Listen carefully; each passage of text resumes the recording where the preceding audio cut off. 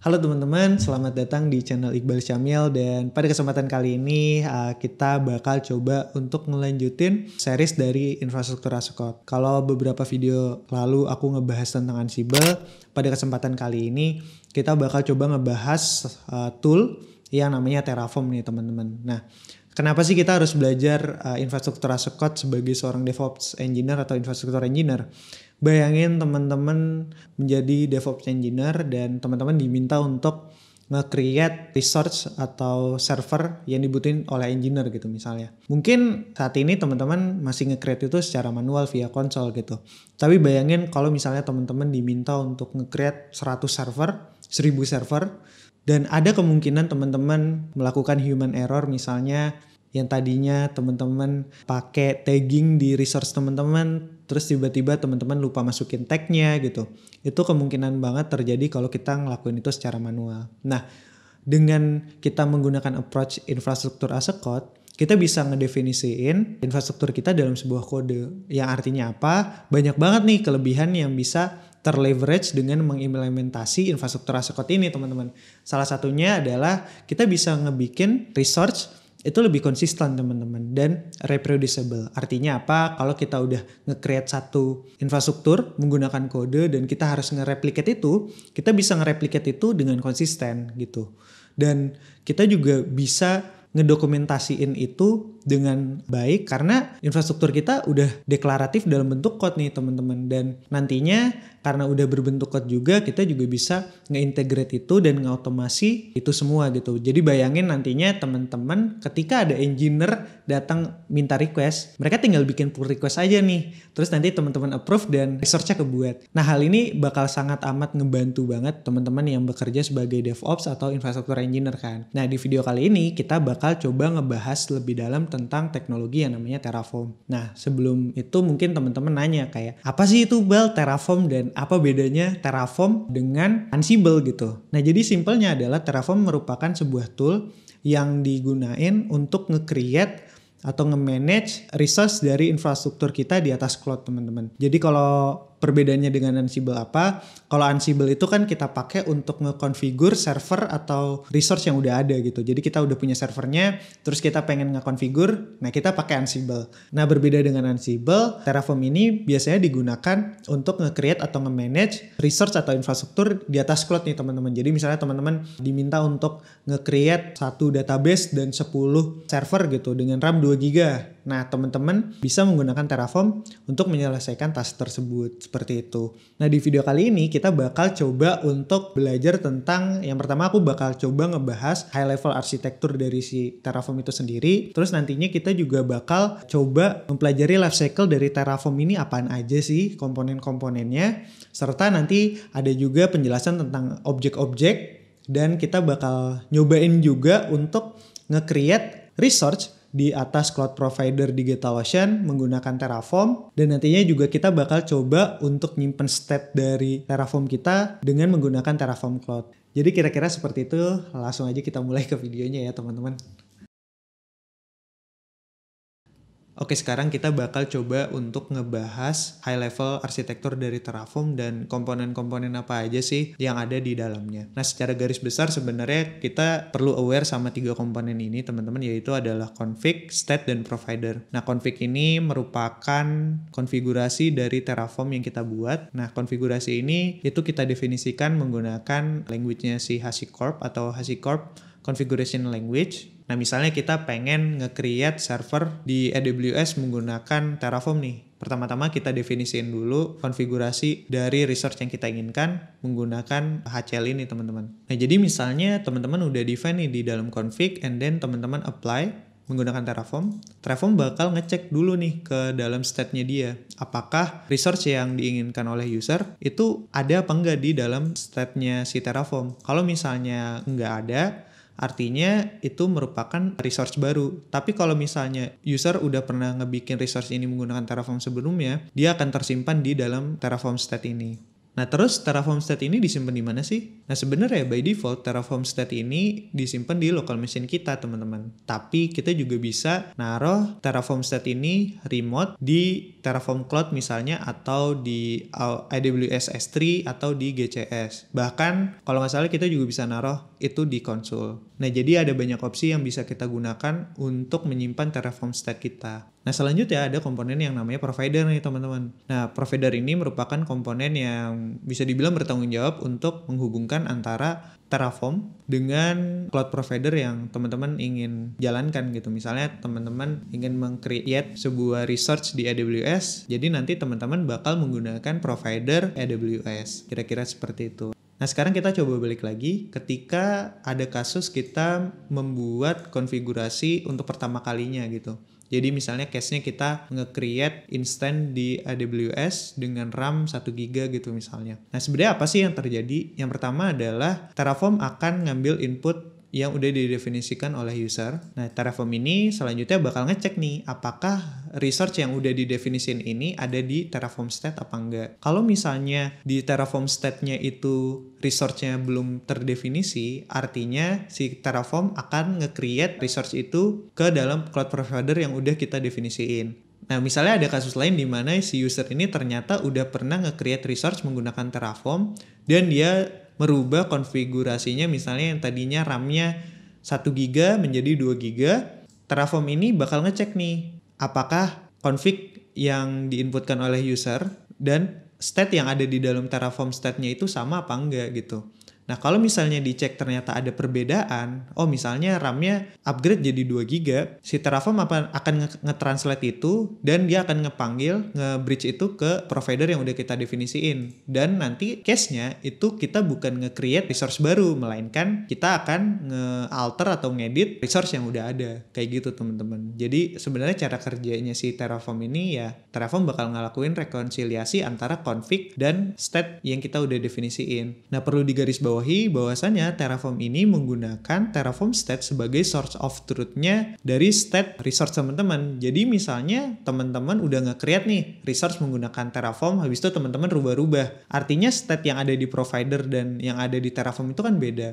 Nah, si Terraform ini nggak peduli sama apa yang ada di provider, jadi dia bakal nge-reflect yang ada di dalam Terraform state aja, teman-teman. Nah, terus cara ngatasi masalah itu gimana? Misalnya kita udah nge-create resource menggunakan Terraform, habis itu kita rubah-rubah secara manual. Nah, teman-teman bisa nantinya nge-import state yang ada di provider ke dalam Terraform state, teman-teman, menggunakan command Terraform import. Nah, jadi bisa disimpulkan sebenarnya cara kerjanya si Terraform ini ya melakukan rekonsiliasi gitu antara config dan juga state yang ada gitu, teman-teman. Nah, di sini aku mau ngejelasin lifecycle apa aja yang ada di Terraform. Jadi secara garis besar itu bisa kita simpulkan bahwasannya lifecycle yang ada di Terraform itu ada 4 jenis. Yang pertama adalah init, inisiasi. Jadi ketika kita mendefinisikan Terraform config kita pertama kali, kita akan ngedefinisiin provider yang kita pakai apa, terus resource yang kita butuhkan apa aja, apakah kita menggunakan plugin apa enggak. Nah, setelah kita ngedefinisin itu semua, kita bakal ngeinisiasi menggunakan command Terraform init.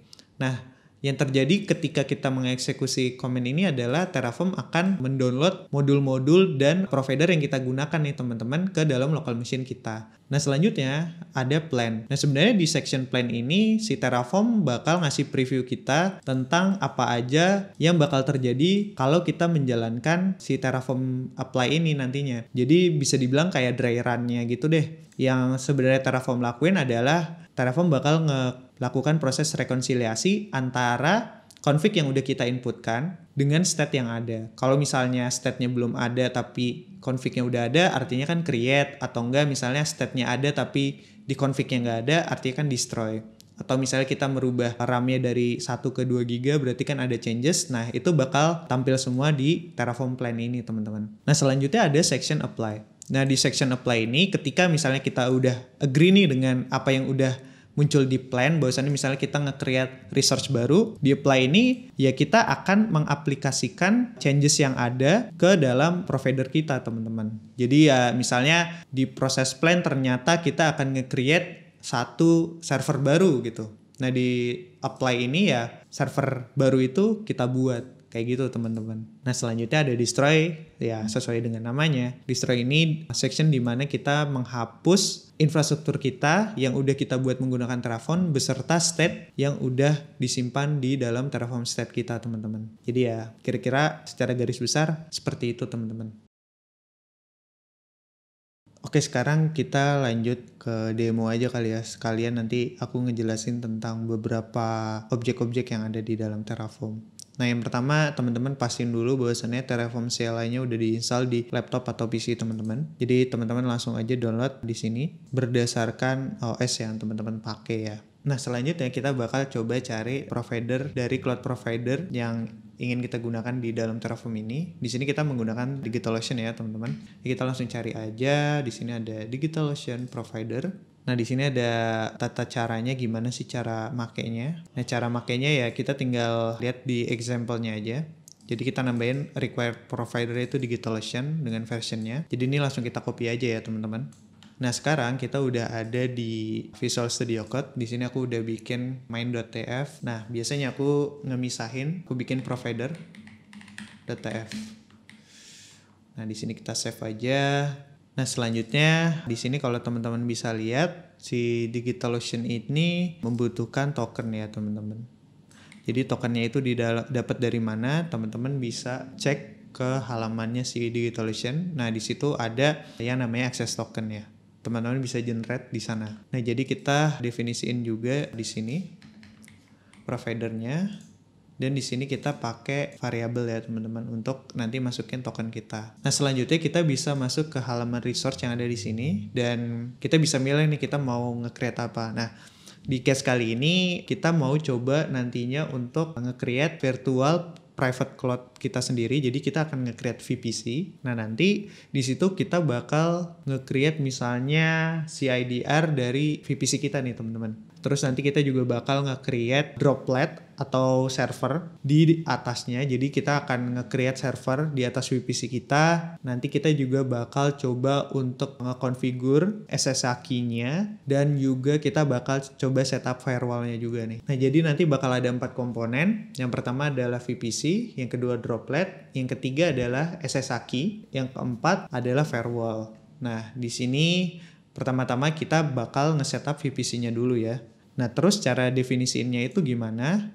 Nah, teman-teman bisa lihat di sini. Yang pertama, si DigitalOcean VPC ini itu kita butuh 2 argumen yang required. Yang pertama adalah name-nya, nama dari VPC-nya, dan region atau tempat di mana VPC ini berada gitu. Nah, selanjutnya ada IP range. Ini kita bisa set, misalnya kita pengen IP range-nya, CIDR-nya berapa gitu. Nah, kita langsung aja definisiin dengan dokumentasi yang udah kita punya di sini. Nah, di sini kita tinggal tulis resource DigitalOcean VPC. Nah, terus misalnya namanya adalah MyVPC gitu. Oke, di sini kita akan coba pakai name-nya MyVPC. And then di sini kita akan coba set regionnya itu kita pakai di SGP1. Nah, dapetin region ini gimana? Teman-teman tinggal buka dokumentasi aja yang ada di dalam cloud provider yang teman-teman pakai gitu. Nah, selanjutnya kita set misalnya IP range-nya di sini aku pakai 10.10.94 0/26 kali ya, kayak gitu. Oke.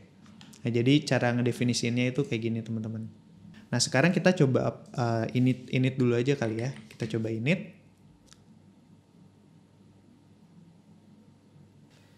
Oke. Dan selanjutnya kita akan coba plan ya teman-teman. Nah, di sini kita butuh token DigitalOcean. Jadi di sini aku bakal bikin variabel .tf. Nah, di sini aku bakal bikin variabel do token. Jadi aku bisa ngedefinisiin variabel di dalam Terraform ini, teman-teman. Dan ketika kita bisa ngedefinisiin variabel itu bisa kita pakai berulang-ulang di deklarasi HCL kita, teman-teman. Nah, jadi seperti itu. Habis itu kita coba plan lagi dan dia minta APK-nya ya, teman-teman. Nah, cuma aku kan nggak pengen masukin kayak gini ya teman-teman. Bisa nggak sih kayak kita definisin itu di dalam sebuah variabel? Nah, kita bisa pakai yang namanya tfvar ya teman-teman. Jadi kita bisa bikin misalnya production .tf_vars yang isinya adalah nama dari variabelnya yaitu do token dan kita isi value-nya apa gitu. Nah ini karena confidential jadi bakal disensor ya teman-teman. Nah sekarang kita coba pakai plan, cuma kita bakal tambahin parameter variabel dari tf_var-nya ini teman-teman. Nah var files. Nah terus path ke dalam tf_var kita, misalnya production.tf_vars. Nah di sini kita bisa ngelihat changes yang ada. Jadi dia bakal nge-create resource baru yang namanya myVPC. Nah, karena di sini nama VPC dan region ini dan IP range ini mungkin nanti bakal dinamis, jadi di sini aku bakal pindahin semuanya ke dalam variabel ya, teman-teman. Nah, di sini karena kita mau menggunakan lokal sama variabel, jadi gue bakal manggil lokal, terus kita pakai prefixnya, name prefix. Nah, ini diambil dari variabel aja ya, var.vpc name. Nah terus gue ngambil regionnya dari lokal, ini harusnya nggak pakai s. Nah terus IP range-nya gue ambil dari variabel aja. Oke, di sini gue udah definisiin, and then gue bikin variabelnya dulu di sini.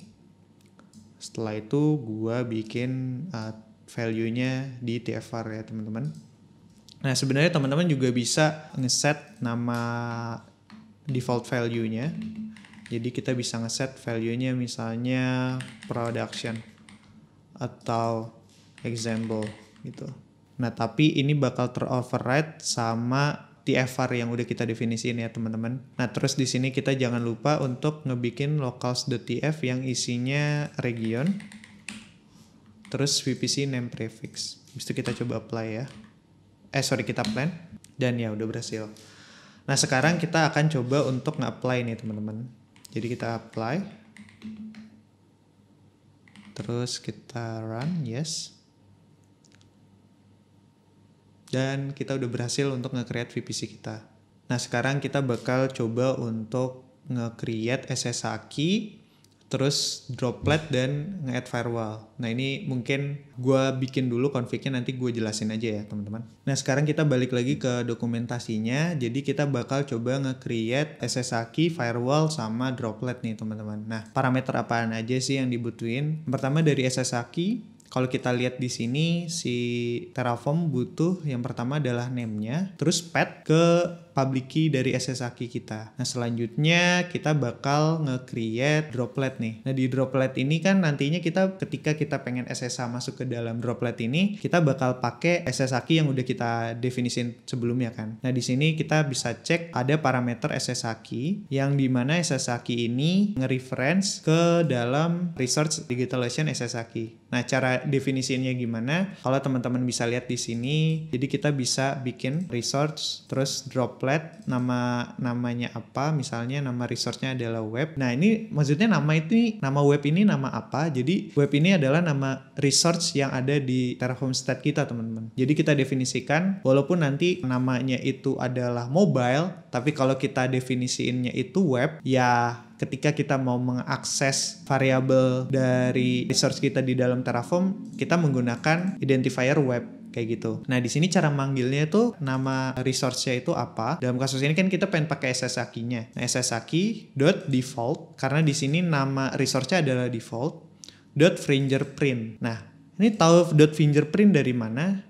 Jadi tiap resource teman-teman itu bakal punya atribut reference nih teman-teman. Nah di sini si digital SSH key ini nge-outputin beberapa atribut nih nantinya, ada public key dan fingerprint. Nah kalau kita balik lagi ke droplet ini teman-teman, kita lihat parameter SSH key ini isinya apa sih? A list of SSH key ID or fingerprint ya teman-teman. Jadi kita bisa pakai fingerprintnya. Nah makanya di sini di example-nya ditunjukin bahwasannya cara manggilnya pertama kita bikin list dulu kayak array gitu, dan di sini kita panggil .fingerprint kayak gitu teman-teman. Nah terus selanjutnya ada firewall nih teman-teman. Nah di firewall kita bisa cek ada beberapa atribut. Yang pertama adalah nama firewallnya, terus droplet ID-nya. Jadi kan kita mau nge-create firewall untuk resource droplet kita kan. Jadi dia membutuhkan parameter droplet ID, terus inbound dan outbound rule. Nah sebenarnya droplet ID ini optional, jadi kita bisa nge-create firewall kita sebelum dropletnya itu ada. Nah nanti cara kita dapetin droplet ID ini gimana? Nah sebenarnya kita bisa aja ngedeklarasiin itu secara manual nih teman-teman. Cuma di sini kita bisa juga pakai reference teman-teman. Jadi cara pakai reference itu gimana? Kita balik lagi ke droplet ini. Di resource ini kita bisa cek nih ada parameter yang kita butuhkan untuk di firewall yaitu ID. Jadi ID dari dropletnya kan. Nah jadi cara manggilnya nanti kita tinggal definisin aja nama resource-nya yaitu DigitalOcean_droplet. Terus nama dropletnya itu apa yang kita definisin di Terraform dan diakhiri dengan reference atributnya yang kita butuhkan yaitu ID. Nah ini adalah hasilnya. Jadi aku udah bikin resource SSH key. Terus aku juga udah bikin firewall yang dimana nanti SSH key ini bakal dipakai sama droplet yang aku buat di sini. Terus di sini juga aku bikin firewall yang nantinya firewallnya ini bakal dipakai sama droplet yang udah aku buat. Jadi ini saling berkebutuhan gitu ya teman-teman. Jadi si SSH key bakal dipakai sama si droplet bakal dipakai juga sama si firewall. Kira-kira kayak gitu. Nah di sini aku create dulu mungkin ya SSH key-nya. Dan aku udah punya sepasang public key dan private key. Nah di sini aku udah berhasil untuk nge-generate SSH key-nya. Terus aku tinggal define aja di tvar yang aku punya. Nah jadi di sini aku definisiin public key dari SSH key-ku teman-teman. Nah di sini aku coba plan dan hasilnya kira-kira seperti ini. Dia bakal nge-create 3 resource dan 0 change dan 0 to destroy. Ini udah expected ya karena kita bakal nge-create droplet, terus firewall, dan kita bakal nge-create resource SSH key. Nah habis itu kita langsung apply aja teman-teman. Dan kita run yes. Nah sembari menunggu kita bakal coba buka DigitalOcean. Nah di sini aku mau nunjukin konsol dari DigitalOcean yang aku punya. Di sini kita cek di bagian droplet. Nah ini udah ke create ya teman-teman. Dan ya kita balik lagi ke Visual Studio Code. Proses creation-nya udah berhasil. Nah sekarang kita mau coba untuk nge-outputin misalnya IP private dan IP public dari server yang udah kita buat nih teman-teman. Caranya itu gimana sih? Nah kita tinggal ngedefinisin aja menggunakan Terraform output teman-teman. Nah pertama kita cek dulu reference-nya. Kita udah dapet nih yaitu IPv4_address dan IPv4 address private ya. Nah terus di sini kita tinggal bikin aja output.tf yang isinya adalah output dari resource kita. Nah, cara deklarasinya gimana? Jadi kita tinggal pakai sintaks output, terus nama outputnya adalah misalnya IP private. Nah, setelah itu kita tinggal set aja value-nya itu kita ambil dari providernya yaitu DigitalOcean droplet, terus nama resource-nya di dalam Terraform. Nah, di sini kan kita tadi definisinya namanya pakai myDroplet ya. Jadi .myDroplet, terus di sini kita tinggal pakai IPv4.address. Oh, sorry, ini kan IP private ya, berarti underscore private. Nah terus nanti IP publicnya kita tinggal ganti di sini. Nah terus untuk IP publicnya kita tinggal ganti pakai IP public dan di sini tinggal pakai IPv4 aja, IPv4 address aja. Nah habis itu kita tinggal run Terraform apply lagi dan dia bakal nge-refresh state-nya aja sih. Di sini kita bisa ngelihat outputnya, kita bisa ngecek outputnya dengan komen Terraform output. Nah terus kita misalnya cuma pengen dapetin output dari IP private-nya aja gitu. Ya kita tinggal pakai ini aja. Nah kalau misalnya nanti outputnya sensitif gimana, jadi kita juga bisa tambahin sensitive true. Dan kita run Terraform apply. Dan di sini statusnya bakal sensitif ya teman-teman. Jadi nggak akan di-outputin. Nah ketika kita tambahin tag sensitif kayak gini, dia nggak akan di-outputin ketika kita run Terraform output. Nah cara output ini gimana? Jadi caranya adalah Terraform output, terus nama outputnya apa. Nah tinggal kita tambahin JSON kayak gini. Jadi kita bisa ngelihat variabel yang sifatnya sensitif ya teman-teman. Habis itu kita coba SSH aja ya ke dalam, bisa apa enggak.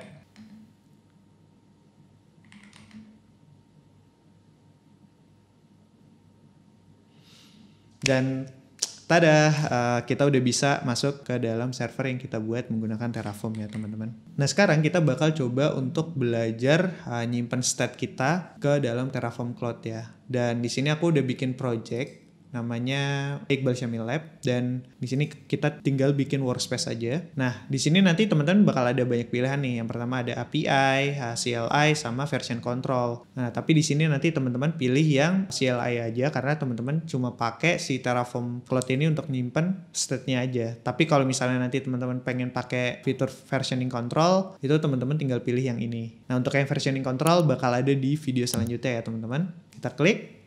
Nah, di sini kita bikin demo YouTube Iqbal aja, and then kita create workspace ya teman-teman. Nah, selanjutnya kita tinggal copy aja nih teman-teman. Di sini udah ada sintaksnya. Terus kita pergi ke provider.tf, dan di sini kita tambahin section cloud.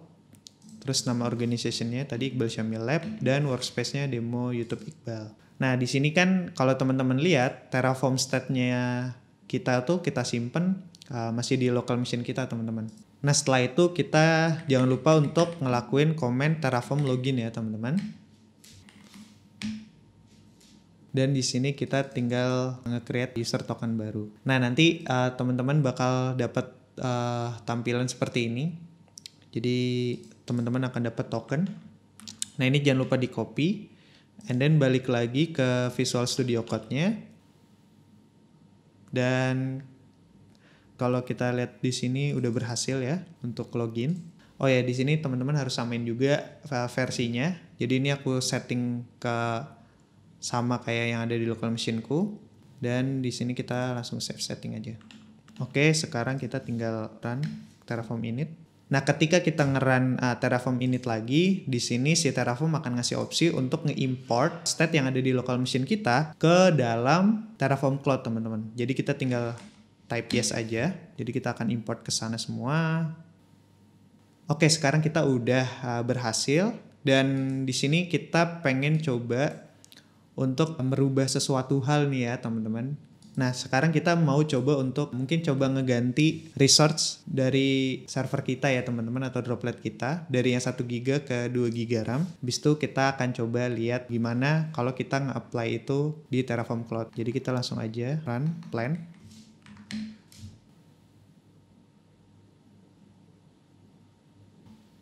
Nah, teman-teman bisa ngecek sebenarnya di URL ini, cuma nanti juga bakal di-outputin di local machine teman-teman. Nah, ini udah sesuai, jadi kita mau upgrade ke 2 GB. Jadi kita langsung apply aja. Nah, di sini aku pengen coba nunjukin kalau misalnya kita nge-confirmnya itu di Terraform Cloud ya, teman-teman. Jadi kita nungguin proses Terraform apply-nya sampai selesai. Kita klik aja link ini. Dan ini adalah tampilan di dalam Terraform Cloud-nya ya, teman-teman.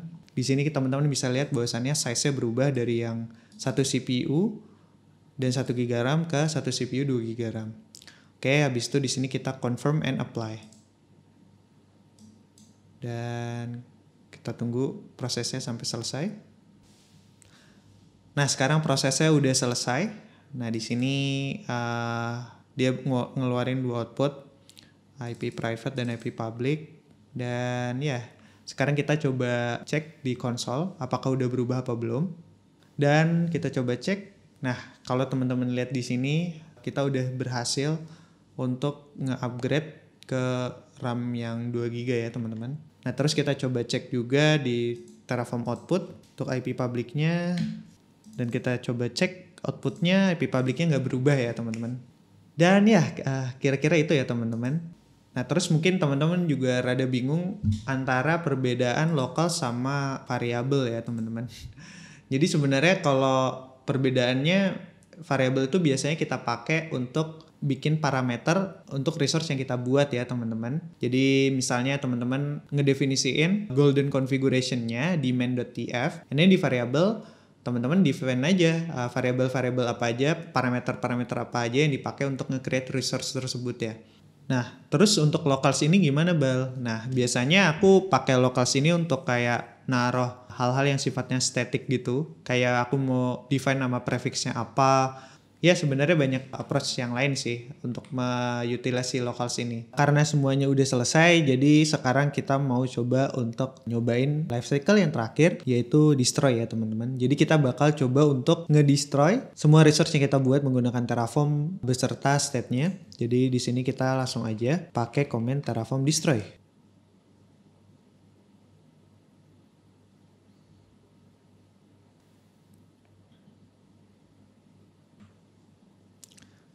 Nah, di sini kita bisa lihat ya changes-nya.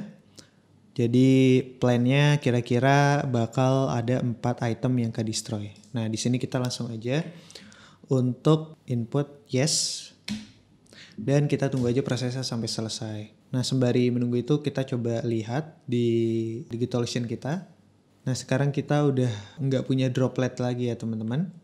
Jadi kalau kita refresh sekarang resource-nya udah nggak ada. Dan kita coba balik lagi dan ternyata sudah berhasil dihapus ya. Oke, jadi kira-kira kayak gitu gimana caranya kita ngehapus. Jadi sekarang kita juga bisa coba cek. Nah, sekarang kita udah nyoba ngecek outputnya, semuanya udah nggak ada, jadi state-nya udah nggak ada. Nah, jadi kira-kira seperti itu teman-teman. Kita udah berhasil untuk ngedestroy resource yang kita buat menggunakan Terraform dan juga kita menghapus beserta state-nya juga ya teman-teman. Nah, sekarang kita udah sampai di penghujung video nih teman-teman. Jadi kita bakal coba nge-recap sedikit tentang apa yang udah kita buat tadi. Jadi kita tadi udah belajar gimana caranya pakai Terraform untuk nge-create resource. Dari yang nge-create firewall, and then kita coba nge-create droplet juga. Terus kita nge-create resource dan kita ngereferensiin itu sebagai parameter di resource yang lain gitu. Nah, sebenarnya video ini tuh bakal panjang banget kalau aku bahas semuanya di satu video ini. Jadi di video selanjutnya mungkin aku bakal coba sharing tentang Terraform lagi dan mungkin kita akan coba ngulik lebih dalam tentang Terraform modul nih teman-teman. Dan juga nanti kita juga bakal coba untuk ngebikin sebuah sistem menggunakan versioning control yang dimana nantinya kita bisa apply changes yang ada di atas Terraform ini layaknya kita melakukan CI/CD gitu teman-teman. Jadi nantinya ketika ada engineer yang mau request resource baru, si engineer tersebut tuh tinggal ngedefine resource yang dia butuhin di dalam Terraform, and then kita review. Nanti ketika kita udah approve, resource itu bakal ke-create di dalam cloud kita teman-teman. Kira-kira seperti itu. Dan semoga aja video ini bisa ngebantu teman-teman untuk memahami infrastruktur as a code ya teman-teman. Nah, jadi ketika video ini dibuat, HashiCorp ini ngebikin business license untuk Terraform nih teman-teman, dan itu ngebikin community open source tuh pada marah dan memutuskan untuk ngebikin hard fork dari Terraform ini ke nama baru yaitu OpenTF yang akhirnya berubah lagi namanya menjadi OpenTofu nih teman-teman. Yang sebenarnya isinya ya Terraform juga gitu, tapi di hard fork dan license-nya dibikin public. Nah, sekarang OpenTofu ini udah under Linux Foundation, jadi di video selanjutnya mungkin kita bakal belajar Terraform tapi nggak pakai Terraform CLI tapi menggunakan OpenTofu. Dan sebenarnya tadi aku udah coba juga nggak jauh beda sih untuk saat ini. Nah, jadi di video selanjutnya kita bakal coba pakai OpenTofu yang sebenarnya ya Terraform juga gitu.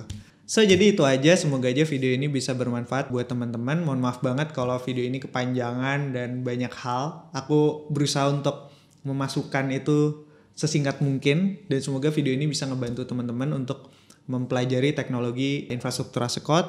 Dan semoga teman-teman bisa familiar dan terbiasa untuk nge-create resource dari server atau infrastruktur teman-teman menggunakan kode ya. Seperti itu. Dan ya ditunggu aja video selanjutnya, karena video selanjutnya aku bakal coba ngebahas tentang Terraform modul, gimana kita bikin Terraform modul, dan nantinya kita juga bakal coba nge-setup CI/CD untuk Terraform ya. So anyway, itu aja video dari aku. Semoga semua yang udah kita pelajarin hari ini bisa bermanfaat buat teman-teman. Dan jangan lupa untuk share video ini ke teman-teman kalian dan komen kira-kira yang kurang apa. Anyway, bye-bye teman-teman.